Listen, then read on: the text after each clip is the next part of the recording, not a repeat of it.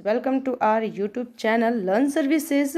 आई am Gunjan Gupta और मैं आपको करंट अफेयर्स की सारी जानकारियाँ दूंगी। इसमें हम करंट अफेयर्स के साथ साथ उसकी जो फैक्ट हैं, जो रिलेटेड फैक्ट हैं, वो भी हम पढ़ेंगे। तो मेरे साथ अगर आपको वो फैक्ट याद है तो आप मेरे साथ रिवाइज करें, या फिर अगर आपको याद नहीं है तो आप एक बार उस चीज़ को लिख लें। लिखने के बाद रोज़ मेरे साथ रिवाइज करें। वैसे रोज़ मैं उसको रिवाइज करवाती हूँ, तो आपको सुनते सुनते आपको वो चीज़ें क्या हो जाएंगी, याद हो जाएंगी। तो चलिए स्टार्ट करते हैं हम आज का वीडियो। आज हम 23 और 24 फरवरी के मंथ के सारे करंट अफेयर्स के डिस्कस करेंगे यहाँ पे। अभी फर्स्ट क्वेश्चन है हमारा, अभी अंतर्राष्ट्रीय मातृभाषा दिवस कब मनाया गया है। मातृभाषा दिवस अभी हाल में मनाया गया है, आपको बताना है कब मनाया गया है। 20 फरवरी, 21 फरवरी, 22 फरवरी या फिर 23 फरवरी। इसका करेक्ट आंसर हो जाएगा 21 फरवरी। 21 फरवरी को अंतर्राष्ट्रीय मातृभाषा दिवस मनाया गया। अब यहाँ पे फरवरी की बात आ गई है, तो हम फरवरी के सारे जो डे हैं, इंपॉर्टेंट डे हैं, उन सबको रिवाइज करेंगे यहाँ पर। तो सबसे पहले हम इसी को रिवाइज कर लेते हैं कि अंतर्राष्ट्रीय जो मातृभाषा दिवस है वो मनाया गया है 21 फरवरी को मनाया गया। उसके पहले हमने 16 फरवरी को पढ़ा था कि दिल्ली पुलिस स्थापना दिवस मनाया गया है। उसके पहले हमने पढ़ा था कि 13 फरवरी को नेशनल ह्यूमन्स डे मनाया गया है। उसके बाद 13 फरवरी को ही विश्व रेडियो दिवस भी मनाया गया है। 11 फरवरी को इंटरनेशनल डे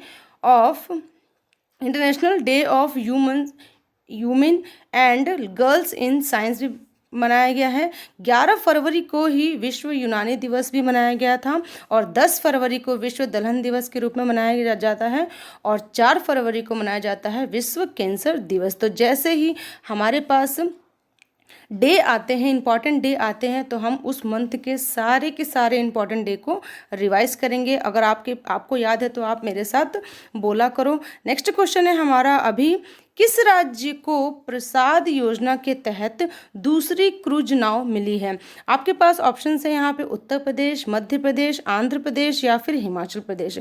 इसका करेक्ट आंसर हो जाएगा उत्तर प्रदेश। उत्तर प्रदेश राज्य को प्रसाद योजना के तहत दूसरी क्रूज नाव मिली है। अब यहाँ पे उत्तर प्रदेश की बात आ गई है तो हम ज़रूर इसके बारे में डिस्कस करेंगे। उत्तर प्रदेश की स्थापना दिवस जो मनाया जाता है वो मनाया जाता है 1 नवंबर को। उत्तर प्रदेश की राजधानी है लखनऊ।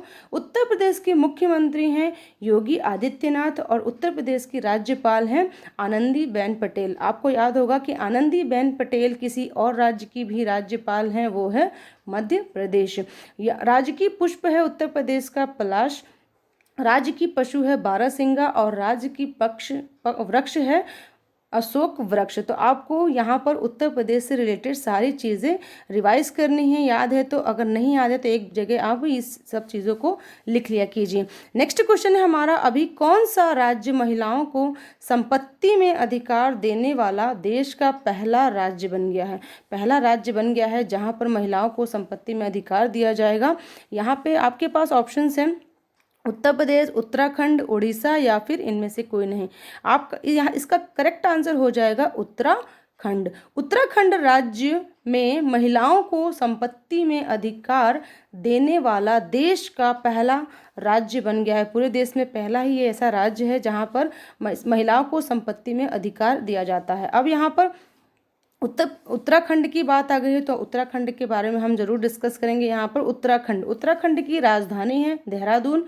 उत्तराखंड के मुख्यमंत्री है त्रिवेंद्र सिंह रावत, और उत्तराखंड की राज्यपाल हैं बेबी रानी मौर्य। और उत्तराखंड में है फूलों की घाटी। फूलों की घाटी से याद आता है कि फूलों की घाटी एक उत्तराखंड में है और शांत घाटी है केरल में। तो आपको वो भी इसी के साथ याद रखना है। नेक्स्ट क्वेश्चन है हमारा, अभी सिको होशीमोतो को किस ओलंपिक आयोजन समिति के अध्यक्ष के रूप में नियुक्त किया गया है। सिको होशीमोतो, देखो इनका नाम आपको इम्पॉर्टेंट, इनका नाम आपको याद रखना है। अब ये किसके अध्यक्ष नियुक्त हुए हैं। यहाँ पे आपके पास ऑप्शन है अमेरिका, फ्रांस, ऑस्ट्रेलिया या फिर टोक्यो। तो इसका करेक्ट आंसर हो जाएगा टोक्यो।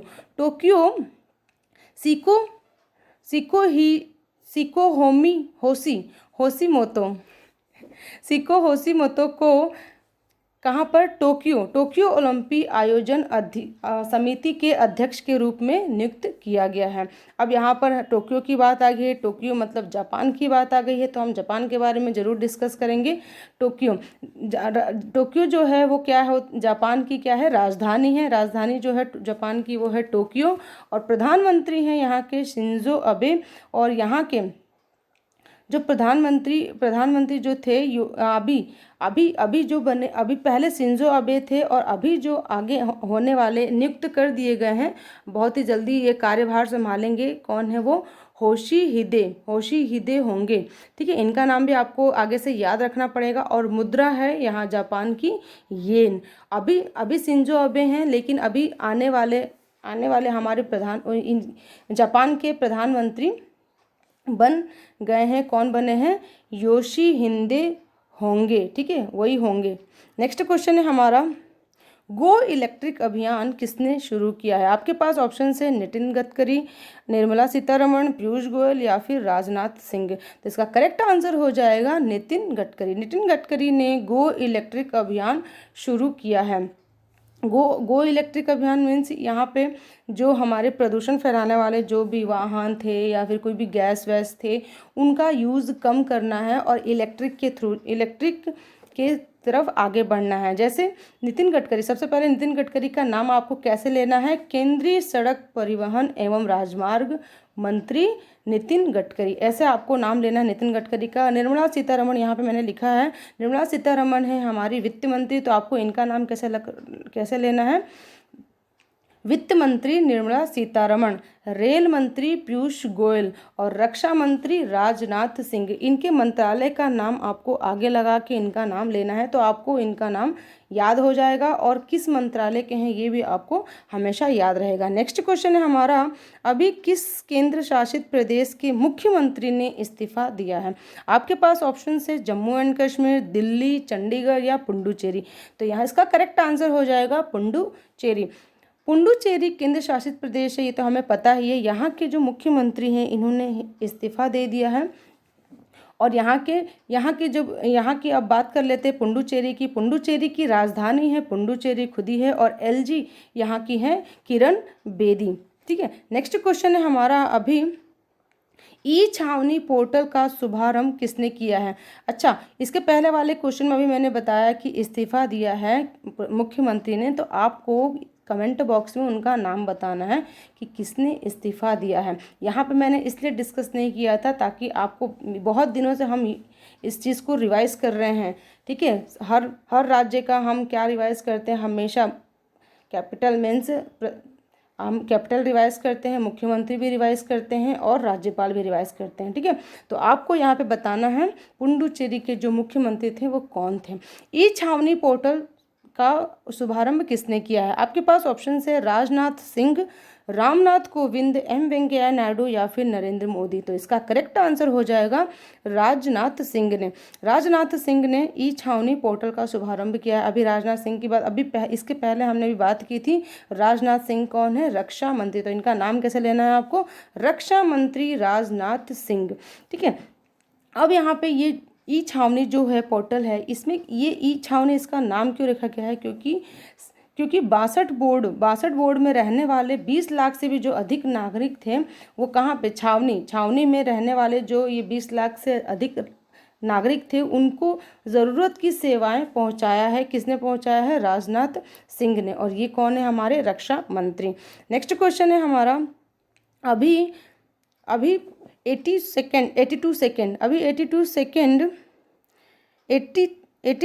टेबल टेनिस चैंपियनशिप में महिला एकल का खिताब किसने जीता है? अब उसका नाम बताना है जिन्होंने महिला एकल का खिताब जीता है। आपके पास ऑप्शन से अंकिता बत्रा, मनिका बत्रा या फिर अंकिता रैना, और या फिर इनमें से कोई नहीं। तो इसका करेक्ट आंसर हो जाएगा Manika Batra. 82 table tennis championship महिला एकल का खिताब मनिका बत्रा ने जीता है। अब मनिका बत्रा यहाँ पे आ गई हैं, तो इसका आंसर हो जाएगा, क्या हो जाएगा? मनिका बत्रा। यहाँ पे आपको याद रखना है। नेक्स्ट क्वेश्चन है हमारा, अभी भारत और इथोपिया के बीच किस संबंध में समझौते हुए हैं? आपको बताना है, वो संबंध का नाम बताना है जिस संबंध में ये समझौते हुए हैं। वीज़ा, आपके पास ऑप्शन से वीज़ा सुविधा, चमड़ा प्रौद्योगिकी, या फिर ए बी दोनों, या फिर इनमें से कोई नहीं। तो इसका करेक्ट आंसर हो जाएगा ए बी दोनों। मीन्स वीज़ा सुविधा और चमड़ा प्रौद्योगिकी के संबंध में समझौते हुए हैं किसके बीच? भारत और इथोपिया के बीच। ठीक है, तो यहाँ पर आंसर हो जाएगा हमारा ए बी दोनों। नेक्स्ट क्वेश्चन है हमारा, अभी भारत का पहला डॉग पार्क किस शहर में स्थापित किया गया है? मैंने बहुत दिनों पहले आपसे पूछा था कि ये डॉग पार्क कहाँ स्थापित किया जा रहा है। ठीक है, तो यहाँ पर स्थापित हो चुका है डॉग पार्क। आपके पास ऑप्शन से चंडीगढ़, हैदराबाद, दिल्ली, या फिर मुंबई। तो इसका करेक्ट आंसर हो जाएगा हैदराबाद। हैदराबाद में भारत का पहला डॉग पार्क स्थापित किया गया है। अब यहाँ पर की आ गई है, मतलब हम तेलंगाना की ज़रूर बात करेंगे। यहाँ पर हैदराबाद जो है वो तेलंगाना की राजधानी है। तेलंगाना के मुख्यमंत्री है के चंद्रशेखर राव, और तेलंगाना के राज्यपाल हैं तिमिलिसाई सौंदरराजन। ठीक है, तो यहाँ पर आपको इनके नाम याद रखने हैं। और डॉग पार्क कहाँ स्थापित किया गया है? हैदराबाद में। नेक्स्ट क्वेश्चन है हमारा, अभी केंद्र सरकार ने startup India seed fund scheme के लिए कितने करोड़ रुपए को मंजूरी दी है? आपके पास ऑप्शन है 11,500 करोड़, 9,045 करोड़, 945 करोड़, या फिर 1,000 करोड़। तो इसका करेक्ट आंसर हो जाएगा 945 करोड़। अभी केंद्र सरकार ने startup India seed fund scheme के लिए 945 करोड़ रुपए को मंजूरी दी है। ठीक है, तो इसका आंसर क्या हो जाएगा? 945 करोड़। नेक्स्ट क्वेश्चन है हमारा, चंद्रयान 3 की लॉन्चिंग अब किस वर्ष किए जाने की संभावित घोषणा की गई है? अब अभी ये लॉन्च होने वाला था 2021 में, लेकिन अब ये 2000 कब लॉन्च होगा? आपके पास ऑप्शन है यहाँ पे 2022, 2023, 2024, 2025। तो अगले साल लॉन्च होगा। मीन्स 2022 में चंद्रयान 3 की लॉन्चिंग वर्ष किए जाने की संभावित घोषणा की गई है। मीन्स उस वर्ष संभावित हो सकता है कि हम उस चंद्रयान 3 को लॉन्च करें 2022 में। ठीक है, अब 2021 में होने वाली थी लेकिन नहीं हो पाए कोरोना की वजह से। मतलब बहुत सारी चीज़ें 2020 में नहीं हो पाई, तो 21 में भी वो चीज़ें पॉसिबल नहीं हो पा रही हैं। और इसरो, और ये जो लॉन्चिंग करेगा चंद्रयान 3, ये इसरो के द्वारा किया जाएगा। तो हम इसरो के बारे में ज़रूर यहाँ पर डिस्कस करेंगे। इसरो का फुल फॉर्म होता है इंडियन स्पेस रिसर्च ऑर्गेनाइजेशन। इसकी स्थापना 1969 में हुई थी, और किसने की थी? विक्रम अम्बलाल साराभाई ने। और अच्छा, इसके पहले मैंने एक वीडियो बनाया था जिसमें DRDO को मैंने बता दिया, उसमें DRDO में विक्रम अम्बलाल साराभाई लिख दिया था मैंने। वहाँ पे DRDO की स्थापना उन्होंने नहीं की थी। ठीक है, DRDO इसकी स्थापना अम्बलाल साराभाई ने हमारे इसरो की स्थापना की थी। ठीक है, इसका हेड क्वार्टर है इसरो का बेंगलोर में, और इसके अभी हेड कौन है? के सिवान। तो इनका नाम आपको याद रखना है। नेक्स्ट क्वेश्चन है, अभी किस शहर को 2020 tree city of the world की मान्यता दी गई है? ट्री सिटी ऑफ वर्ल्ड 2020 का। ठीक है, आपके पास ऑप्शन है दिल्ली, हैदराबाद, मुंबई, या फिर इंदौर। तो इसका करेक्ट आंसर हो जाएगा हैदराबाद। हैदराबाद शहर को 2020 tree city of the world की मान्यता दी गई है। अब यहाँ पर हैदराबाद फिर से आ गया है। तो हम तेलंगाना के बारे में ज़रूर डिस्कस करेंगे। तेलंगाना की राजधानी है हैदराबाद, मुख्यमंत्री हैं के चंद्रशेखर राव, और राज्यपाल है तिमिलिसाई सौंदरराजन।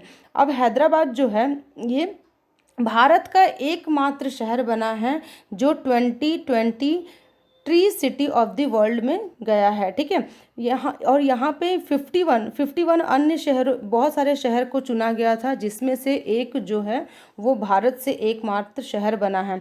और ये 51 शहरों में अपनी जगह इसने अर्जित की है। 51 शहर है, और भी शहर थे, लेकिन इसको मान्यता दी गई है। नेक्स्ट क्वेश्चन है हमारा, अभी प्रधानमंत्री नरेंद्र मोदी ने किस राज्य में महत्वपूर्ण तेल और गैस परियोजना उद्घाटन किया है? आपके पास ऑप्शन है उत्तर प्रदेश, असम, आंध्र प्रदेश या फिर कर्नाटक। तो इसका करेक्ट आंसर हो जाएगा असम। प्रधानमंत्री नरेंद्र मोदी ने असम राज्य में महत्वपूर्ण तेल गैस परियोजना का उद्घाटन किया है। अब यहाँ पे असम की बात आ गई है तो असम के बारे में डिस्कस करेंगे हम। असम की राजधानी है दिसपुर। असम के मुख्यमंत्री हैं सर्बानंद सोनोवाल और असम की राज्यपाल हैं जगदीश मुखी। यहाँ पर इन दोनों के साथ साथ एक और चीज़ का भी उद्घाटन किया है नरेंद्र मोदी ने, वो है इंजीनियरिंग कॉलेज का भी उद्घाटन किया है।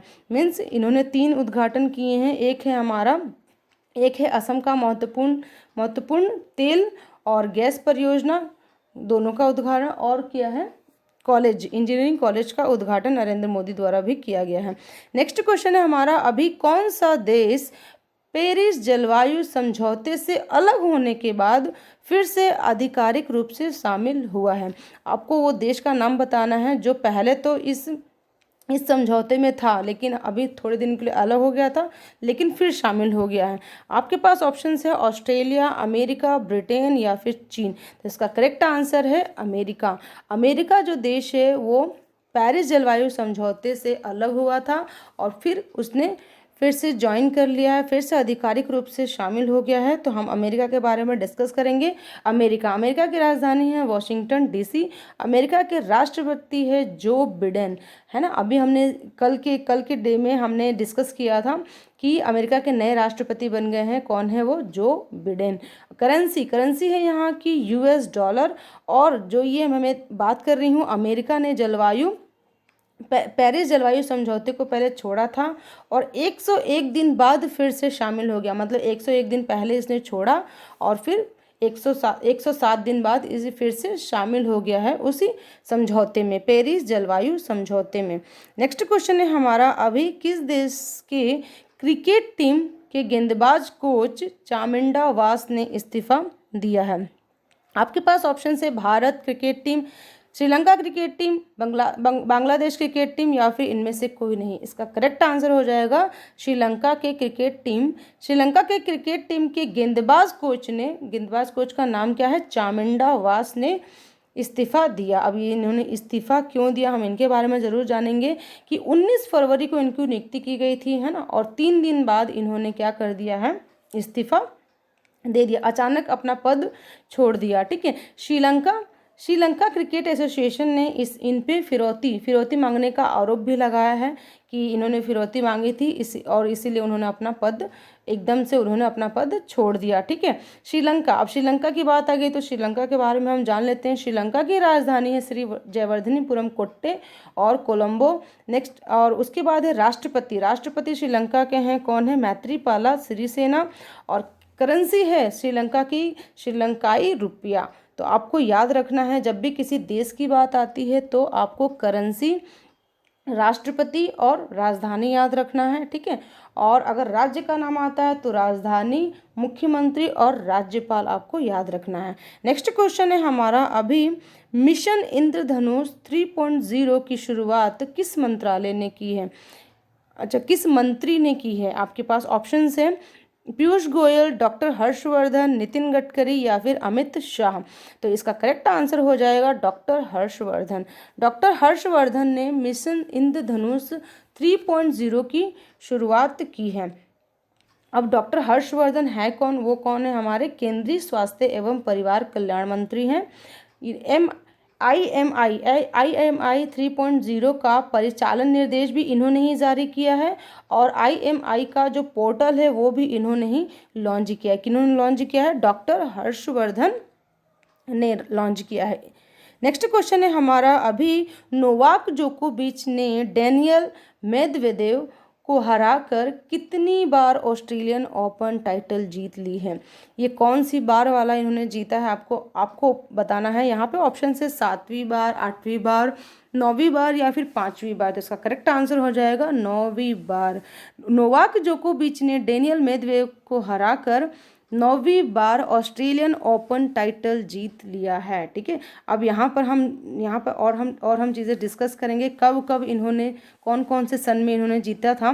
9 बार जीत लिया है इन्होंने। 2008 में भी जीता था, 2011 में, 2012 में, 2015 में, 2016 में, 2019 में और 2020 में जीती थी, और अभी अभी इस बार भी जीत ली है, तो पूरे कितने हो गए हैं, 9 बार जीत चुके हैं। इसके अलावा इन्होंने 5 विबंडन विबंडन विबंडन ओपन टाइटल भी जीता है, 3 यूएस ओपन टाइटल भी जीता है, और 1 फ्रेंच ओपन खिताब भी जीता है इन्होंने। तो आपको ये सारी चीज़ें याद रखनी है कि क्या क्या इन्होंने जीता है। नेक्स्ट क्वेश्चन है हमारा, अभी किसने राष्ट्र प्रथम 82 वर्षों की स्वर्णिम गाथा नामक पुस्तक का विमोचन किया है? ठीक है, आपके पास ऑप्शन है नरेंद्र मोदी, एम वेंकैया नायडू, या अमित शाह, या फिर रामनाथ कोविंद। तो इसका करेक्ट आंसर हो जाएगा अमित शाह। अमित शाह ने राष्ट्र प्रथम 82 वर्षों की स्वर्णिम गाथा नामक पुस्तक का विमोचन किया है। अब अमित शाह कौन है? हमारे गृह मंत्री अमित शाह। तो इनका नाम कैसे लेंगे हम? गृह मंत्री अमित शाह ने नई दिल्ली में किया है। और ये पुस्तक जो है ये किस लिए है? एक सीआरपीएफ के लिए पुस्तक है ये। इसमें सीआरपीएफ के भर्ती होने वाले जो जवान हैं उनको प्रेरणा मिलेगी। जैसे अगर किसी को सीआरपीएफ में भर्ती होना है तो ये पुस्तक में ऐसी कुछ गाथाएं लिखी हैं, ऐसी कुछ बातें लिखी हैं जिससे प्रेरणा मिलेगी नौजवानों को इसमें भर्ती होने के लिए। और इतिहास के रोंगटे खड़े करने वाले इसमें गाथाएं लिखी गई हैं, क्योंकि बहुत लोगों ने अपने बलिदान दिए हैं अपने। ठीक है, तो अब यहाँ पे दिल्ली की बात आ गई है, दिल्ली में इन्होंने किया है इसका विमोचन। तो इसमें दिल्ली का हम डिस्कस कर लेते हैं। दिल्ली की राजधानी है नई दिल्ली, दिल्ली के मुख्यमंत्री हैं अरविंद केजरीवाल, और दिल्ली की एलजी हैं अनिल बैजल। आपको इनका नाम याद रखना है। नेक्स्ट क्वेश्चन है हमारा, अभी Dada Saheb Phalke film festival award का कौन सा संस्करण मुंबई में आयोजित हुआ है? आपको संस्करण बताना है कि कौन सा संस्करण आयोजित हुआ है, दूसरा, तीसरा, पांचवा या फिर सातवां। तो इसका करेक्ट आंसर हो जाएगा पांचवा। Dada Saheb Phalke film festival award का 5वां संस्करण मुंबई में आयोजित हुआ है। अब यहाँ पर 5वां संस्करण आयोजित हो गया, ये तो हमारा आंसर हो गया। लेकिन हम इसमें जानेंगे कि बेस्ट फिल्म का अवार्ड कौन सी फिल्म ने जीता है। बेस्ट फिल्म का अवार्ड जीता है तानाजी बेस्ट फिल्म का अवार्ड जीता है, जिसके हीरो कौन थे? Ajay Devgn. The unsung warrior, Tanaji picture का पूरा नाम क्या है? तानाजी द अनसंग वॉरियर, जिसमें अजय देवगन थे। और बेस्ट इंटरनेशनल फिल्म का अवार्ड जीता है पैरासाइट ने। तो आपको बेस्ट, कभी कभी क्वेश्चन आपको घुमा के भी दे सकते हैं कि बेस्ट फिल्म का अवार्ड कौन सी पिक्चर ने जीता है, बेस्ट इंटरनेशनल फिल्म का अवार्ड किसने जीता है, तो आपको याद होना चाहिए। नेक्स्ट क्वेश्चन है हमारा, अभी Dada Saheb Phalke film festival award में बेस्ट एक्टर से किसे सम्मानित किया गया है? ठीक है, बेस्ट एक्टर अवार्ड किसने जीता है? आपके पास ऑप्शन है अक्षय कुमार, अजय देवगन, रणवीर कपूर, या फिर रणवीर सिंह। ठीक है, तो यहाँ पर आपको लग रहा होगा कि तानाजी बेस्ट फिल्म है तो अजय देवगन ही जीते होंगे। नहीं, इसके करेक्ट आंसर है Akshay Kumar. Dada Saheb Phalke film festival award में बेस्ट एक्टर का अवार्ड जीता है अक्षय कुमार ने। अब अक्षय कुमार ने कौन सी फिल्म के लिए जीता है? लक्ष्मी फिल्म जो इन्होंने की थी उसके लिए इन्हें बेस्ट एक्टर का अवार्ड दिया गया। और बेस्ट एक्ट्रेस का अवार्ड मिला है दीपिका पादुकोण को, जो कि छपाक मूवी से मिला है। ठीक है, छपाक मूवी की वो एक्ट्रेस थी। क्रिटिस्ट बेस्ट एक्टर का अवार्ड दिया गया है सुशांत सिंह राजपूत को। किस पिक्चर के लिए? दिल बेचारा के लिए दिया गया है। और क्रिटिस्ट बेस्ट एक्ट्रेस का अवार्ड दिया गया है किराया आडवाणी को। किस मूवी के लिए? गिल्टी मूवी के लिए दिया गया है। ठीक है, तो आपको ये चीज़ें भी याद रखनी है साथ में। नेक्स्ट क्वेश्चन, अब हमारा ये आज का वीडियो यहीं पे ख़त्म होता है। नेक्स्ट क्वेश्चन आपके लिए, जो प्रीवियस क्वेश्चन जो मैंने आपसे पूछा था अपने पहले वाले वीडियो में, इसके पहले वाले वीडियो में, तो उसका आंसर मैं आज डिस्कस कर लेते हैं। अभी भारतीय सेना ने किस राज्य में सबसे ऊंचा तिरंगा आइकॉनिक नेशनल फ्लैग की आधारशिला रखी थी? आई होप आपने इसका आंसर कमेंट बॉक्स में दे दिया होगा। अब हम यहाँ पे डिस्कस कर लेते हैं, वो है राज्य जम्मू एंड कश्मीर। मतलब भारतीय सेना ने जम्मू एंड कश्मीर में सबसे ऊंचा तिरंगा, जिसका नाम क्या है? आइकॉनिक नेशनल फ्लैग की आधारशिला रखी है। अब यहाँ पे जम्मू की बात आ गई तो जम्मू के बारे में हम डिस्कस करेंगे। जम्मू की राजधानी है श्रीनगर कब होती है? समर में, और जम्मू होती है शीत ऋतु में। ठीक है, एलजी है यहाँ के मनोज सिन्हा, और यहाँ पे डल झील फेमस है। जो ये झंडा है, झंडे का जो ऊंचाई है वो क्या, वो 100 फीट ऊंचे पोल पर रखा गया है। जो झंडा रखा गया है 100 फीट ऊंचे पोल पर रखा गया और घाटी का सबसे ऊंचा तिरंगा है ये। इसका नाम आपको याद रखना है, आइकॉनिक नेशनल फ्लैग। ये था हमारा प्रीवियस क्वेश्चन, जिसका आपको आंसर प्रीवियस वीडियो में आपको कमेंट करना था। अब हम आते हैं आज के क्वेश्चन पे। आज के लिए आपका क्वेश्चन है, Scotch chief minister of the year award से किसे सम्मानित किया गया? चीफ मिनिस्टर को अवार्ड मिला है, तो वो कौन है? Chief minister of the year award से किसे सम्मानित किया गया? आपके पास ऑप्शन है प्रेमा खांडू, विजय रूपाणी, DYS जगनमोहन रेड्डी या फिर सर्बानंद सोनोवाल। तो इसका आंसर आपको कमेंट बॉक्स में देना है। और ये था हमारा आज का वीडियो, हम इसके बारे में कल डिस्कस करेंगे। ठीक है, नेक्स्ट आप, ये था हमारा आज का वीडियो। Thank you friends.